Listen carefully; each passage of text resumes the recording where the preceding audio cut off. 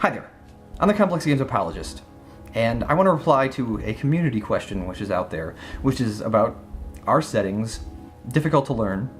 Are they a cross to bear? For my part, I believe that most good settings have little nuggets, little microcosms that are settings unto themselves that are easy to learn. For example, in Eberron, the most developed and really the only usable part of the setting is the city of Sharn. Once you master Sharn, you've got Eberron. You've got a deployable at your table version of the setting. Harn, I've mentioned the Kingdom of Kaldor.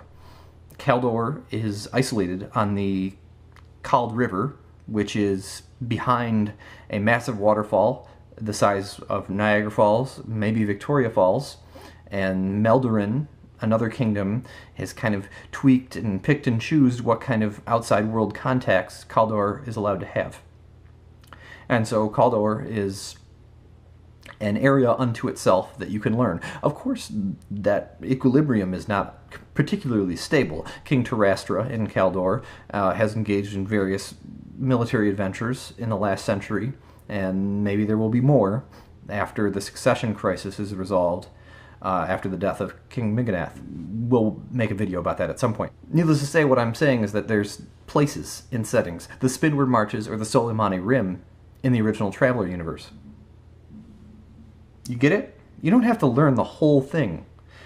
You know, like, it behooves you to read up on the Kukri and the Hivers in the Traveller universe, but you are not gonna see them in play in either of the two areas that I just mentioned, and you are very unlikely to see much of them except perhaps some exotic, Palm computers that are Hiver imports that, it may turn out that they have AIs running inside of them that have their own agenda.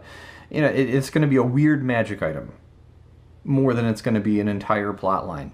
And that's what I mean by you don't have to master the entirety of a setting, you have to master the microcosms in order to bring them to the table. Your players are going to be pulling at you to go in different directions, and that's going to be the next part of the setting that you need to learn.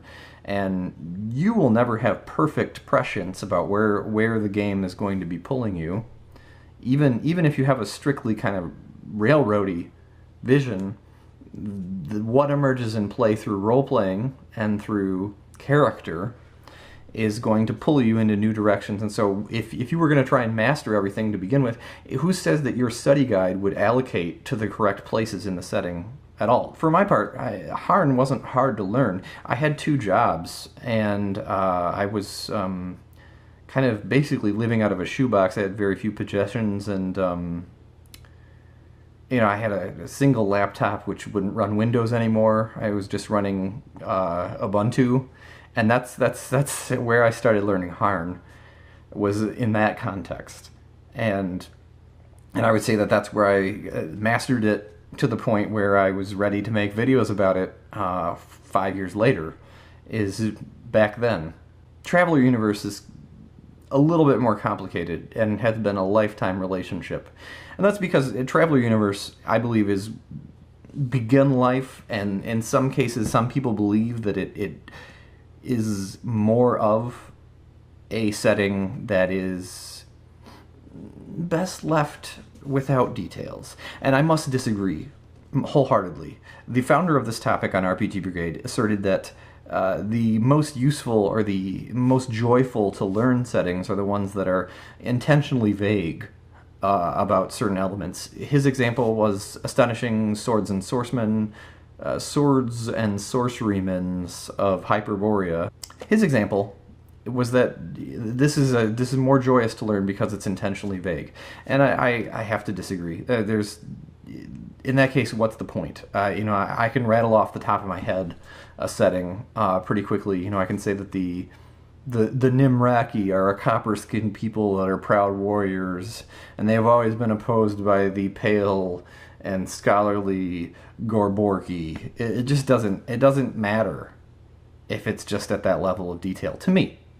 to me. I want to know the deeper interactions. I want to know the story of how a particular person with a unique ideology came along and shook things up a couple hundred years ago, and then there was an aftermath. People had to pick up the pieces. Maybe there was a natural disaster. There's a little principality where people think a little bit differently, or that kind of has gained special legal privileges. These are the details of a world. These are the things that give it value over what I just came up with in the moment. These are the things that assert verisimilitude and assert reality for the world, rather than just being the fiat of the imagination. I will agree that there is a kind of setting out there that is somewhat difficult to learn, and that is the kind of setting that is deployed primarily through in-universe fiction, where the details are in the storytelling of this fiction. Old World of Darkness is my paramount example here, is that the vast majority of the books don't really develop settings so much as they are chock full of stories. Some of them are single protagonist stories that I think are not in the same basket as the kind of multiple protagonist storytelling, which I think is essential to playing at the tabletop. There's multiple PCs, and they work together, and they have a shared story. And the stories that are in a lot of these books are not that kind of story, so that's not helping a great deal. Another example of this, of course, I think is Inner Sphere Battletech setting, kind of nested within the Battletech books. There's a lot of in-universe novels and stuff that I regard kind of in the same light as Star Wars comic books and Star Wars novels and so on, and that it's sort of optional canon. It's the sort of stuff that I am not going to spend money on in order to master the setting. And then I have a further frustration with Battletech, which is just particular and noodly, is that, and it's just me, is that it seems like the content they're giving you is very, very focused on giant robots fighting. And it's frustrating because I see, when I look at this setting on the cursory level, a very interesting future of humanity that looks a lot like Warring States Japan. And if you know anything about Warring States Japan, you know that there's a great deal of cultural flowering going on concurrently with all this warfare.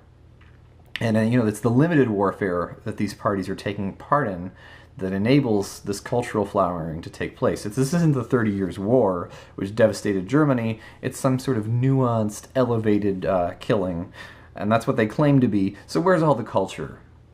And I'd like to know more about that.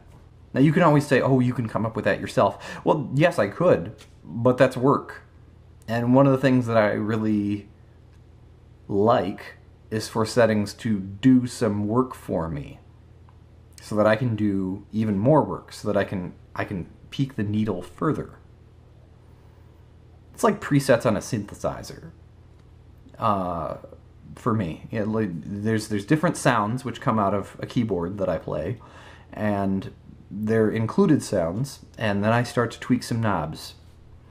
And the opposite of that is a initialized patch, where you just hit it, you hit the keyboard, and out comes this non-nuanced sound.